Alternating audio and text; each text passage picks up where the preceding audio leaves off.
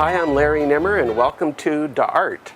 Today we're going to the Santa Barbara Open Studios tour. Let's see what studio we go to, randomly found by the Dart.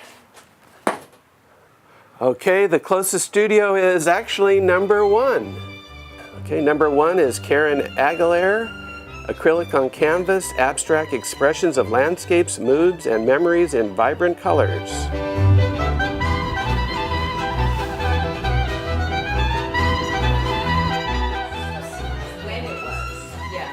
I just like it when you make your own interpretation or relationship with the painting. Well, hello there. Oh, hi. Hi, and you are? I'm Karen Agler. Come around this way is, there's some more paintings in the living room here. Can you tell me about this picture here? Okay. When I came back from Hawaii, then I painted this painting.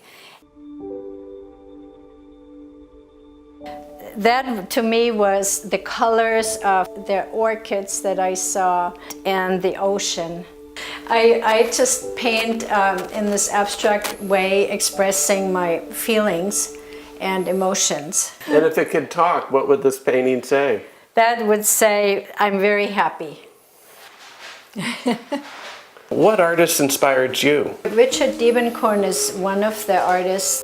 The American artist Richard Diebenkorn was best known for his abstract expressionist Ocean Park series, inspired by his surroundings in Santa Monica and featuring tranquil, geometric shapes. It was quite a contrast to the turbulent news of the day featuring Vietnam War protests.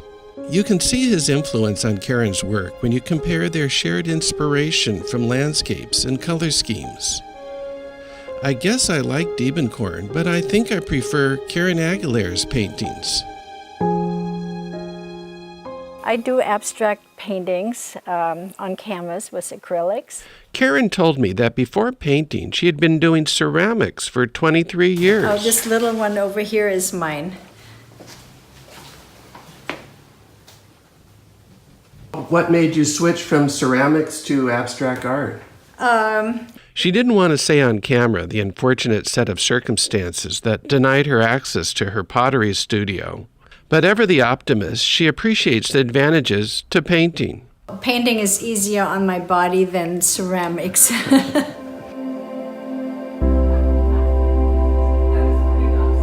I'm going to have you spin a pen, and wherever it points, I'm going to have you tell me about it. Oh my gosh.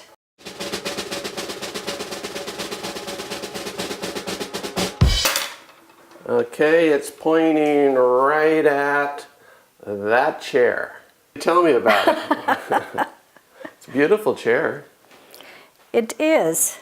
It's quite old. This is an old chair that belonged to my mother-in-law. My mother-in-law was a very gracious woman. Do you have a philosophy of life? Make a difference whenever you can. Karen, are you ready to throw a dart to determine the next studio? Go for it. Go for it. Okay, what number is it? That is number 3.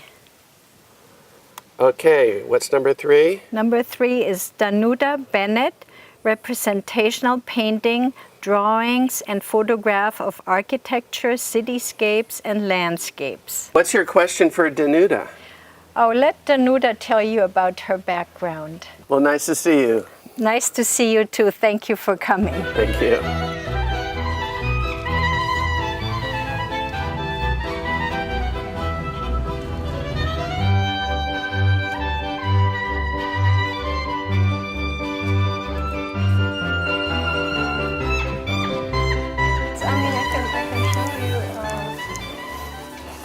So there are different types, and I don't know what part of Poland your family is from. Hello there. Hi. And you are? Danuta Bennett. Welcome in my studio. Thank you. I'll let you go back. Well, I do mostly architectural inspired drawings and paintings. I look at them as something that is alive and it's telling the story. What would the building say if it could speak? Well, for example, this, you can stay where you are, but that painting there, Yeah. What type of things might it say about being alive? Well, sometimes the structure needs to be dissolved to give a place for something new. And originally I painted detailed like every other piece that I do. But because where I was, because what this building kind of, how this building influenced me at that moment, I started kind of removing the structural elements from the side, from the balcony, and it was kind of like the building is deconstructed. Wow. And I think that's really important because I think it's kind of like in our life that we need to deconstruct stuff. We need to allow the things to dissolve in order to make a space for something new. It got me to wondering, what new things does she need in her life? And it was timely to ask Karen Aguilar's question about Danuda's past. Karen Aguilar asked me to ask you, what's your background? Well, I'm originally from Poland. I grew up during the communist times, and that was kind of difficult. So when I was choosing the choice between going to art school or doing something else, I was kind of discouraged because the options at that time, if I finish even art school, was to do communistic posters. That's what the artists did to survive. Communist propaganda machines used mass-produced posters to influence the public's behavior and attitudes. The challenge for the poster artist was to draw upon the viewer's hidden store of associations to be receptive to the message. The style has been called suprematism, as it celebrated supremacy of geometry over reality. Often the messages were lies or distortion of facts, using the principle that if a lie is repeated over and over, it becomes true over time. In Poland, Danuda dabbled in art and graphic design, but she ended up becoming a scientist. When she immigrated to the United States, she did less work as a scientist and over time became a full-time artist. I asked one of the studio visitors her impression of Danuda's work. What do you think about Danuda's work? I love her work. It just has a mood about it. There's kind of a feeling of heritage about it and culture. Indeed, you can see the influence of centuries of art and design. But I was surprised to see something else in her studio quite different from the monochromatic architecture work she does. I asked her about the colorful eggs she created. They're called pisanki. There's traditional Eastern European way of coloring eggs. To make a pisanki egg, a special tool dipped in hot wax is used to draw the patterns. Then the eggs are dipped in dyes. The craft started as a pagan tradition, but was adopted later by Christians to symbolize rebirth. Is it nice to do colorful things after doing a lot of monochromatic stuff? It actually kind of makes the soul sing. Is the monochromatic look kind of a throwback to Poland in communist times? You know, I never thought about this that way, but you might be right. What I remember about this time was gray. Do you have a philosophy of life? Yes, I actually wrote there on my sign over there, create your own myth. Create your own myth. They are Rumi the poet's words, and I agree with Danuda, they're still very relevant today. I can also see how Danuda likes to deconstruct architecture. In fact, she may be deconstructing her life too. She told me off camera she's going through a significant life change, and perhaps a rebirth of her own. I wondered if that was reflected in a new piece she's working on. What is she doing? She's basically unbonding herself from the structure of the wall. She's removing her clothing. It's becoming more and more real, less and less structural, and she is becoming a real person. So ready to randomly spin the brush? Yes, I'm ready. Oh.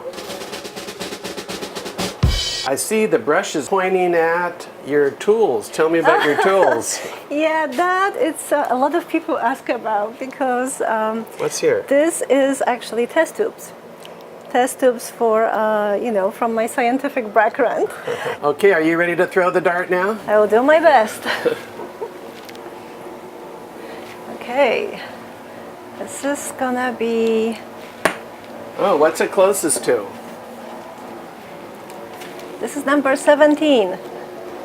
And Stephen Robick. Stephen Robick's photographs looks like paintings as a result of their presentations and natural-based subject. Can you ask a question of him? What would you like to ask of him? What makes his photographs so different than any other photographer in town?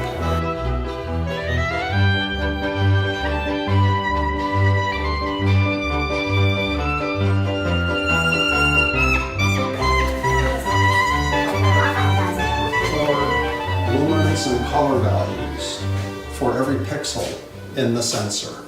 I'm Stephen Robick, photographic artist.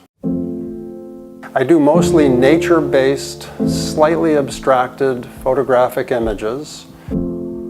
I really enjoy creating images whose actual origins may or may not be readily clear. If that photo could talk, what would it say? It would say it was really cold out there. The orange areas are catching first golden light of direct sun from a sun that is just starting to creep up above the horizon. This light lasts a matter of minutes, and 20 minutes later it's broad daylight and it's not interesting anymore. One of my first photographic heroes was W. Eugene Smith.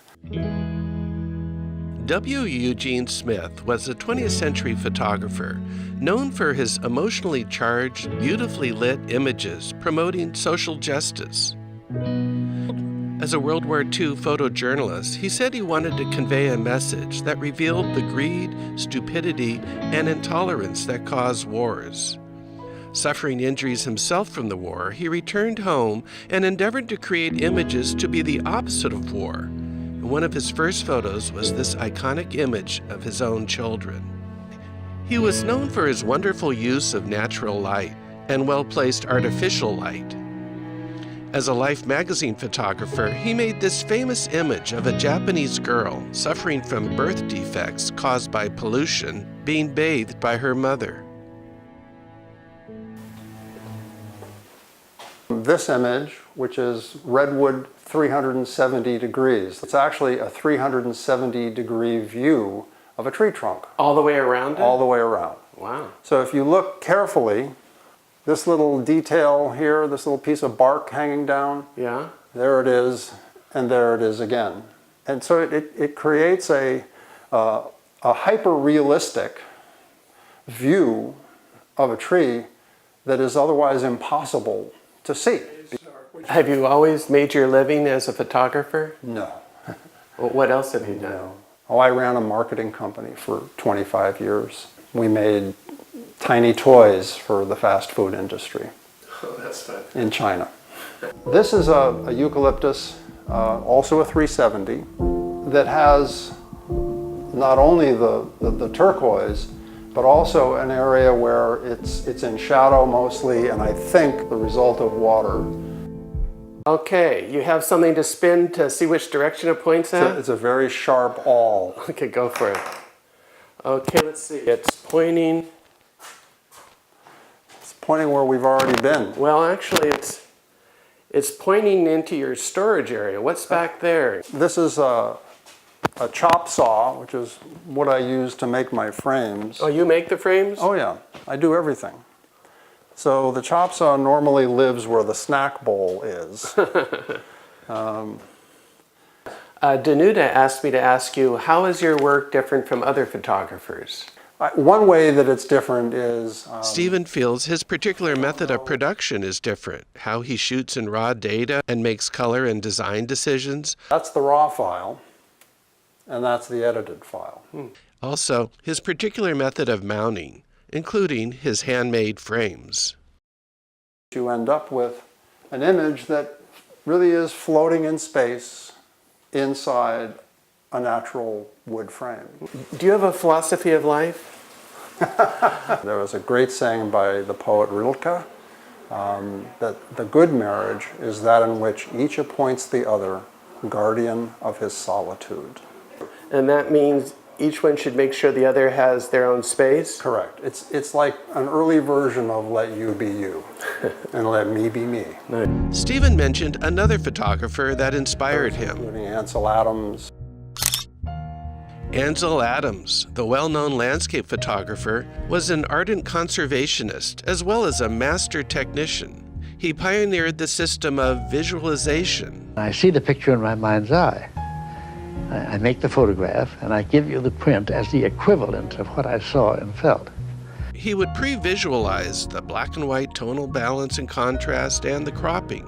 Adams used view cameras and tediously shot one 8x10 negative at a time. The photographer's problem is to sort of establish a configuration out of chaos. The image would appear upside down on the ground glass. After the exposure, the darkroom process was another opportunity for creativity. Negative is like the composer's score. All the information's there. And then the print is a performance. Here's one of his lesser-known prints of me. Yeah, that's me in a photo he took. I was a Berkeley photography student in 1972, and he lectured to our class and posed for photos, and then later invited us to his Big Sur darkroom, where he clicked this Polaroid shot to demonstrate the new XX70, and I happened to be standing in front of him. I asked him to sign it, and he said, "No way." My son put together this piece he has hanging in his home. Click. You ready to choose your own random spot for me to go to next? Sure. So I'm just going to throw it right about there. Okay, so let's see whoever what is closest. What would you say is closest number? I would say 18. 18 is Rob Robinson, Loose and Fresh Plein Air Landscapes of California's Coastline and Ranch Lands. Stephen posed this question to the next artist. If I was a plein air painter painting a scene and there was a power line in an otherwise beautiful scene, as a photographer, I would take it out. My question to the plein air painter is, would he or she choose to not paint the power line in the first place? People accuse photographers of cheating by photoshopping out the power line. But I think that's ridiculous, because if I was a painter, I would leave it out too.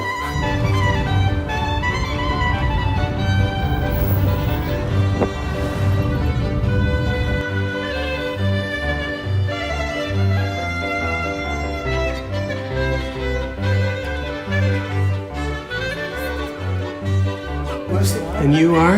Rob Robinson. Rob, Stephen Robeck asks, you as a plein air painter, do you leave in power lines or take them out?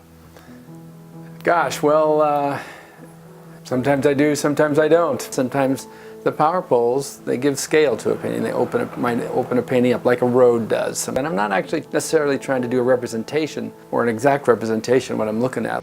I asked Rob to tell me about one of his paintings. I'll talk about this one. It was really challenging getting the color of the water behind in shadow correct.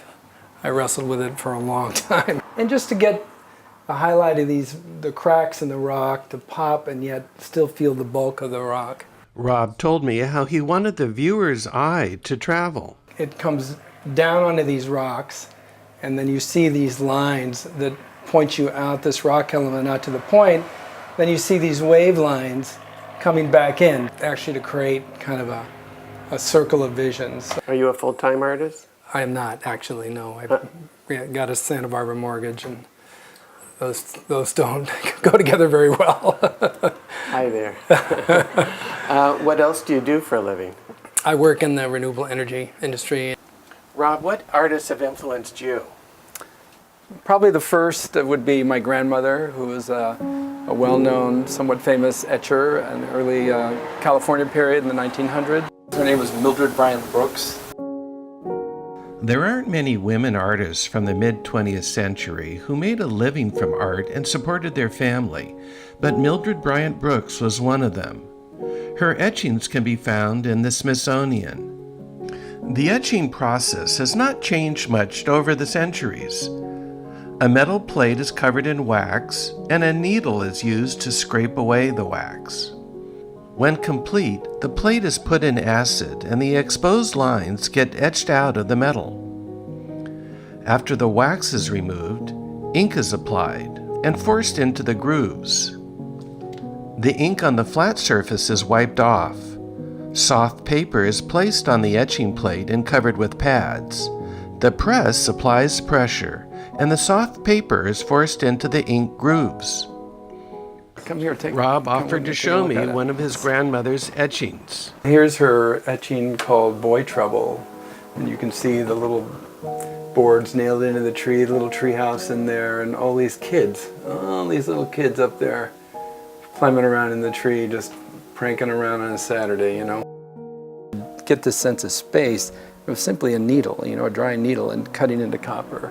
It was really remarkable. She had a wonderful hand.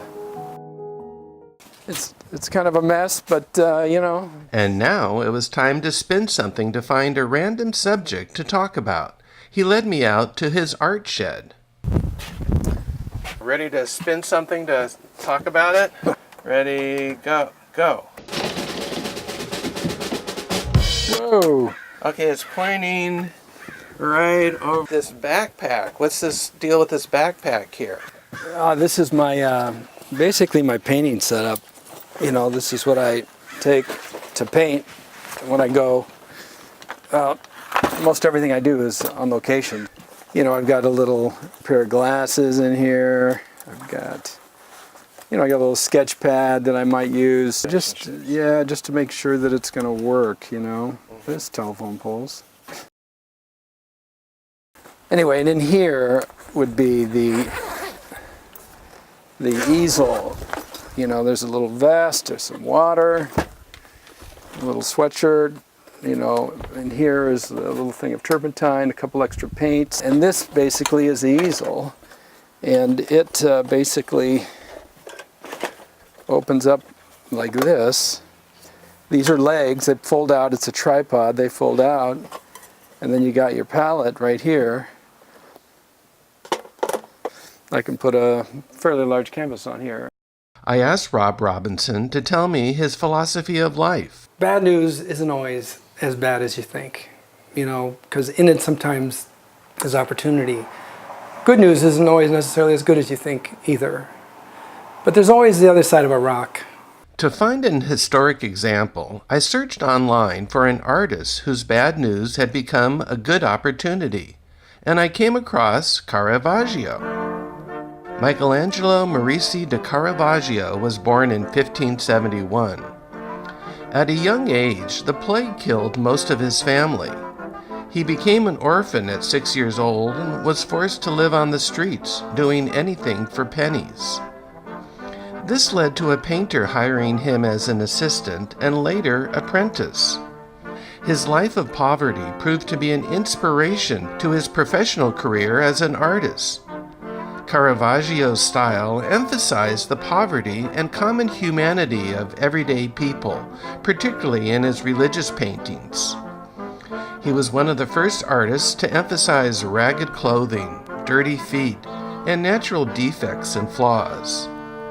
He found success by humanizing the divine and making his paintings accessible to the average viewer.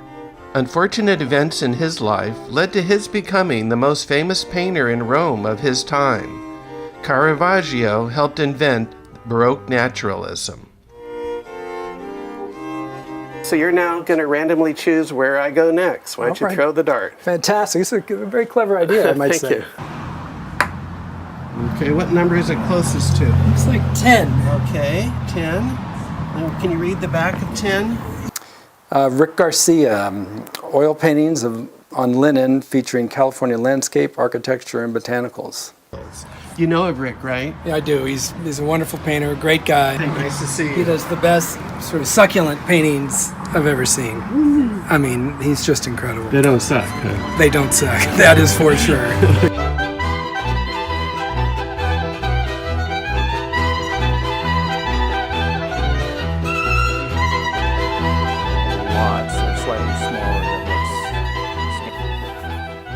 You must be? Oh, hey, I'm Rick Garcia. And can you tell me about what's going on here?